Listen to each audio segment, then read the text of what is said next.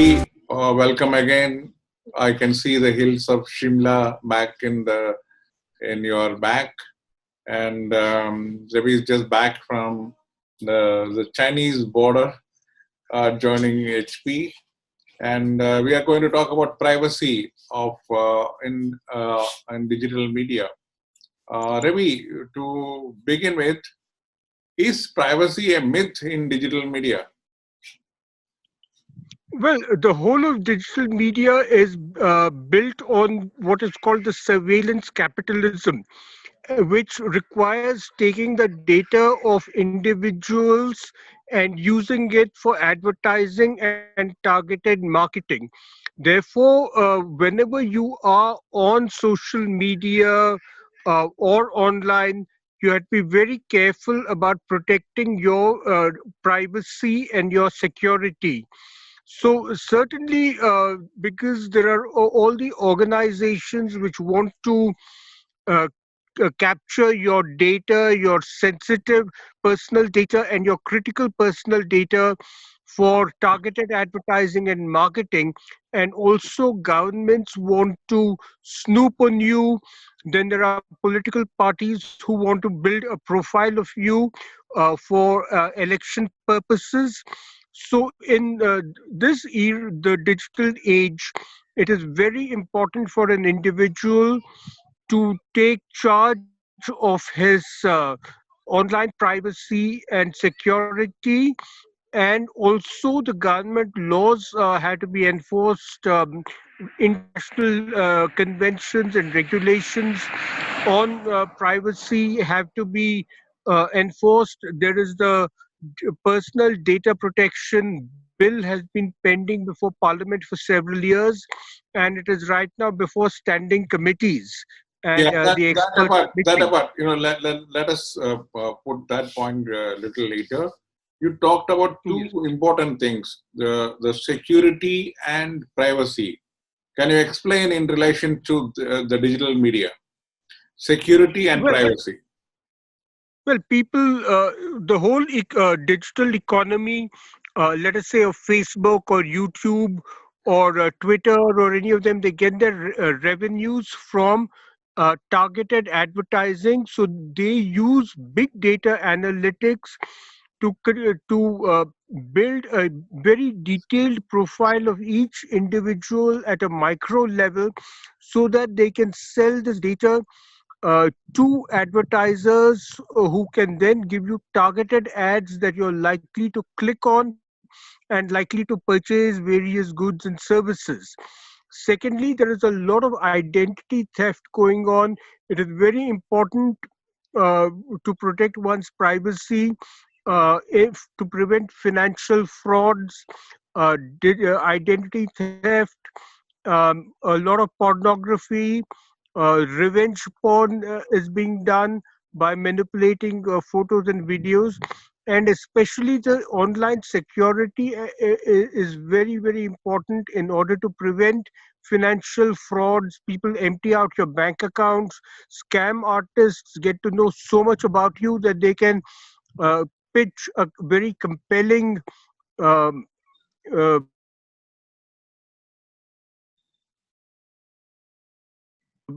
pitch to make you part with your money. Yeah, Yeah. yeah. Okay. Can you hear me? Yes, carry on, Okay. carry on, carry on. Yeah. So it is. Yeah. Okay. So it is important that individuals use various technologies, emerging technologies, to protect themselves. Do a lot of blockchain, but for enforcing contracts, protect themselves from identity theft. Individuals have to be very careful about what they post online, because their photographs can be stolen and used for identity theft. Their biometrics, their fingerprints, their retinal scans, all can be stolen. So Yeah, yeah. individuals now have Fine, moved fine, to fine. new emerging But technology. let's take something which everybody uses, WhatsApp. They say it's an end-to-end encrypted messaging service. What does it mean? Because now it happens it happens that you saw in the Riha Chakravarti case, that the investigative agencies were digging out WhatsApp chats and going after people. So what does you mean by end-to-end encryption? That it's not, nothing is safe between two of us if we do message exchange, whether it is Facebook Messenger or WhatsApp or any of the chat instruments on the digital net. Well, WhatsApp is end-to-end encrypted. It uses the Signal protocol, which is based on the RSA Reverse Shamir Edelman. It is fairly secure as far as man-in-the-middle attacks go. But what happens is, and I think what has happened in the Ria Chakravarti case is when people back up their WhatsApp messages to the Google servers, that is not encrypted. Secondly, also somebody, the recipient can be forwarding those messages to somebody else. So typically what will happen is the way in all these things in the Ria Chakrabarti, the way they got hold of a lot of these encrypted messages is by getting access to the person's handset, or the recipient or one of the parties in the transaction has forwarded that chat to somebody else, to a third party who then made it publicly available. But it is rather difficult to do a man in the middle attack to intercept an encrypted WhatsApp chat. It was done by Pegasus, the Israeli spy agency, but it takes millions of dollars to mount the kind of Pegasus operation. That kind of money is available only with governments and with very large multinational corporations who would have the means Okay, to, okay. to do That that. comes to one important question. What does somebody like us, a common user, guard against such, such a pilfering or pilferage of, our messages between us? Let's say I am talking to a bank, or somebody, and I don't want it others to know. Like I'm going for a car settlement, so I don't want that information to be left, in the public domain. What do I do to ensure the safety of that kind of personal privileged messages? Shall I delete it as soon as I do it? Shall I not go for a backup? What is that? What is it you have to advise people? Well, basically, there always is a big trade off between convenience and privacy and security. If you try to enable a lot of the privacy and security protection measures or algorithms, you forego a lot of convenience and features. You won't be able to use a lot of products and services at all if you insist on having your privacy and security. So you have to do a trade off with that. That said, there are severe privacy and security issues with biometric authentication systems such as Aadhaar, because your biometrics can be stolen quite easily, your fingerprints can be stolen, your retinal scans can be stolen and then misused. And you cannot grow a new set of fingerprints or a new set of retina. So once your biometrics are compromised or stolen, you are very, very vulnerable. Therefore, the time has come for governments and large corporations and data fiduciaries and financial institutions to move to technologies such as zero knowledge protocol proofs. Uh, Zero knowledge protocol proof is a cryptographic technique which is largely used by the intelligence agencies, and that allows certain kinds of transactions. It will allow me to prove that I really am whom I claim to be, but without providing any information about myself, such as my name or my photograph or my address or my fingerprints or my retinal scans or anything. It is a way of telling my bank. I can prove to my bank that I know what my password is using technologies such as zero knowledge protocol proofs without actually entering my password. Because if I enter my password, it can be stolen via keyloggers, via malware, via social engineering at the bank's end. So if I need to instead of entering my password, which can be stolen by an unscrupulous person, or by shoulder surfing, somebody watches me while I enter my password, or somebody at the bank's end is compromised and can reveal your password and use that to access your account. This is a technology which allows you to prove to the bank that yes, I know what my password is, or I really am the holder of this account, without actually needing to give any details about my name, my date of birth, my address, my photograph, my Okay. fingerprints, or anything like that. Okay. Okay. There are also That comes to an important question. To look, other. we all have Aadhaar cards. Okay. Yes, Aadhaar cards entails all details, including retina scans. Is yes. that okay? How safe is that data with the government?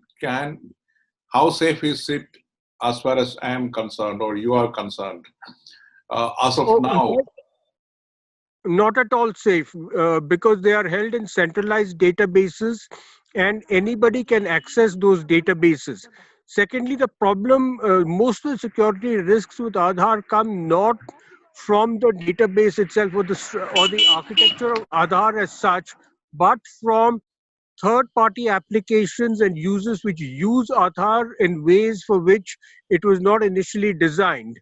Therefore, in my opinion, you really have to move away from biometrics for authentication, um, and identification. In my opinion, the only um legitimate use of Aadhaar was for availing of government benefits, where you want to avoid deduplication, that the same person cannot claim that I am Ravi Prasad in the Tibet border one day, and VK Cherian in Delhi the next day, and TN Seshan in Madras the third day, and claim benefits due to them, because the same set of fingerprints cannot belong to more than two people.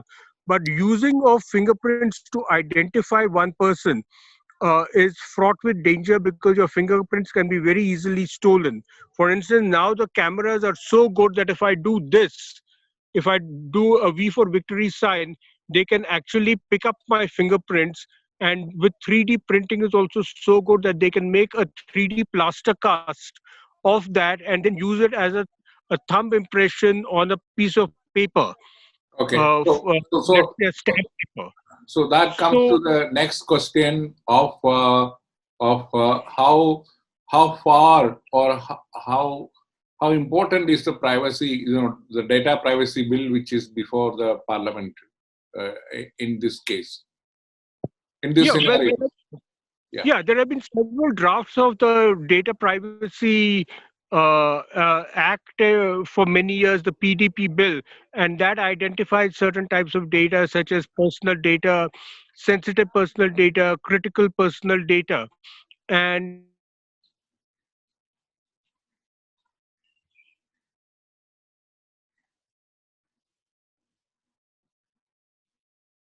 Ravi last sound. year, Yeah, yeah. yeah, Just repeat there- that portion. Repeat. yeah, in the G20 summit last year, there was the Japanese Prime Minister had come up with the concept of free flows with trust, DFFT, which was formulated by Donald Trump and the Japanese Prime Minister, where they wanted access of cross-border data flows.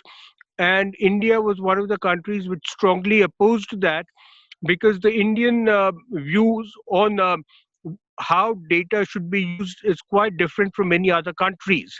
One approach, philosophy of ownership of data and the rights to monetize the data, is that the data should belong to the individual. The Indian ethos, That apart, let's not go to the country level. Let's go to the private district. You said that the data with the government is, like, the fingerprints or retina scans are not that safely kept. So how does that issue is addressed by the privacy bill? Do you have here any of the versions which you have seen? Is there any indication that we are going to have a safer regime of keeping of the data? Well, the privacy bill, it's the PDP, Data Privacy Bill.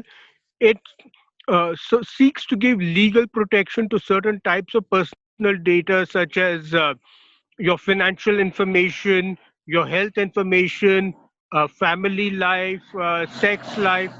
So all these are supposed to be personal data which cannot be used except with certain safeguards. The Okay. problem with the way acts are the exceptions which are given. For instance, there are numerous exceptions given in the draft PDP Act, such as use for journalistic purposes, use for employment purposes, use for credit rating, use for research purposes, educational purposes.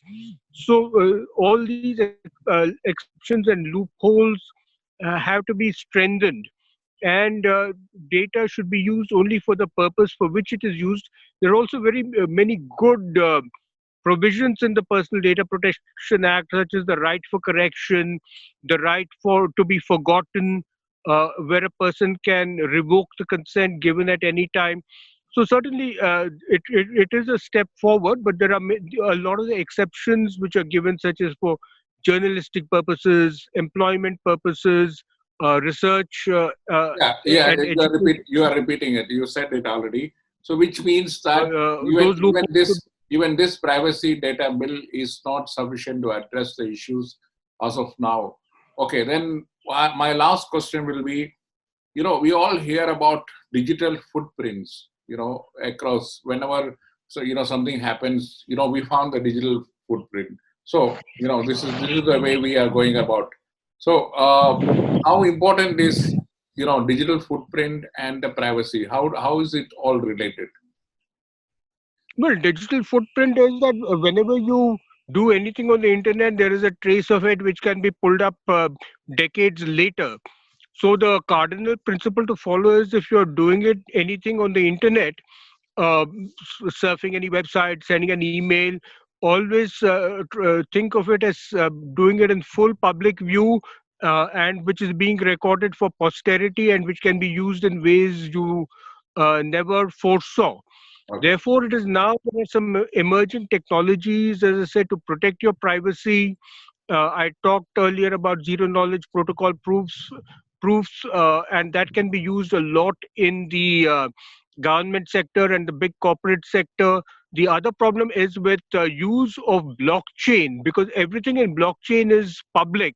Because the primary aim of blockchain is non-repudiation, that a person cannot go back on what he has promised to do, and that is because a blockchain contract is something that is publicly viewable by anyone, and everyone in the world can view a blockchain contract.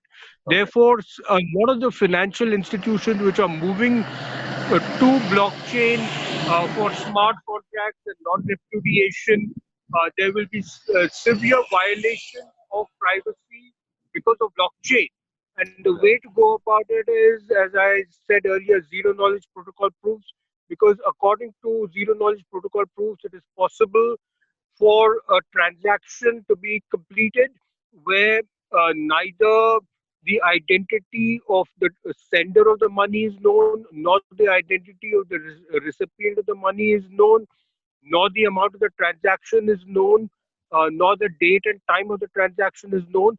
But they still can declare to the tax authorities that this is a legitimate transaction and that taxes on this transaction have been paid. So the Okay. government can, yeah, the government can satisfy itself that this is a transaction on which taxes have been paid and it is not money laundering, but they don't know anything about the transaction, that who is the sender of the money or the recipient of the money. There are Okay, also other emerging that's a technologies. long way out to for the solution. As of now, we are still caught up in this maze of digital footprints and privacy and security issues of of the digital digital world. And Yeah, thank you, Ravi, for this. And we will continue our tech talk on other issues on a later date. Thank you very much. sure. Okay, thanks.